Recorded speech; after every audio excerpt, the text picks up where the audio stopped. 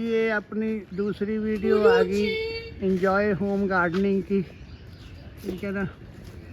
ਆਪਾਂ video real ਬਣਾ ਰਹੇ ਵੀ ਆਪਾਂ ਘਰ 'ਚ ਹੀ ਇਹ ਪੇੜ ਮਲਬਰੀ ਦਾ ਲਗਾਇਆ। ਸਾਡਾ ਬ੍ਰਦਰ ਡਾਕਟਰ ਸਾਹਿਬ ਲੈ ਕੇ ਆਏ ਸੀਗੇ ਔਰ ਇਹ ਕੁਦਰਤ ਦਾ ਕ੍ਰਿਸ਼ਮਾ ਹੈ ਵੀ ਕਿੱਡਾ ਵੱਡਾ ਇਹ ਪੇੜ ਹੋ ਸਕਦਾ, ਠੀਕ ਹੈ ਨਾ। ਇਹ ਗਮਲੇ 'ਚ ਵੀ ਹੋ ਜਾਂਦਾ ਹੈ ਔਰ ਇਹ ਦੇਖੋ ਪੇੜ। ਚਲੋ ਸਾਡਾ ਘਰ ਬਣ ਰਿਹਾ, ਅਸੀਂ ਪਹਿਲਾਂ ਹੀ ਪੇੜ ਰੈਡੀ ਹੈ, ਸੈਕੰਡ ਫਲੋਰ ਤੱਕ ਚਲੇ ਜਾਂਦਾ ਹੈ ਉੱਪਰ, ਠੀਕ ਹੈ ਨਾ। ਔਰ ਇੰਨੀ ਵਧੀਆ ਹਾਈਬ੍ਰਿਡ ਵੈਰਾਈਟੀ ਹੈ, ਕਾਲੇ ਹੋ ਜਾਂਦੇ ਔਰ ਮਿੱਠੇ। ਔਰ ਕਹਿਣਾ ਇਹਦੇ ਬੈਨੀਫਿਟ ਤਾਂ ਅਨਲਿਮਿਟਿਡ ਹੈ, multi vitamin, multi mineral, anti oxidant, ਸਾਰਾ ਕੁਝ ਹੈਗਾ। ਕਿਸੇ ਵੀ AI ਤੋਂ ਆਪਾਂ ਪੁੱਛ ਸਕਦੇ ਹਾਂ ਵੀ ਕੀ ਕੀ ਇਹਦੇ 'ਚ ਹੈਗਾ ਯਾਰ। ਔਰ ਇਹ ਘਰ 'ਚ ਲਗਾਏ ਜਾ ਸਕਦੇ ਆ। ਇਹ ਆਪਾਂ ਕੋਸ਼ਿਸ਼ ਕਰਾਂਗੇ ਇਹਦੇ ਪੌਦੇ ਬਣਾ ਕੇ ਵੀ ਦਾਂਗੇ ਲੋਕਾਂ ਨੂੰ।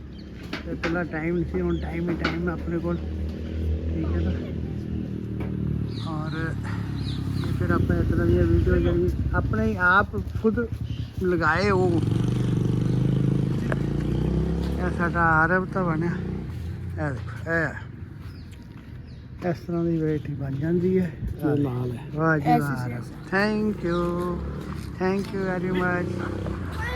ਮੈਂ ਆਪਣੀ ਤਾਂ ਬਣਾ ਲਵਾਂ। Thank you, enjoy home gardening, thank you very much. हाँ थोड़ा जिहा शांत है उन्होंने। Thank you very much.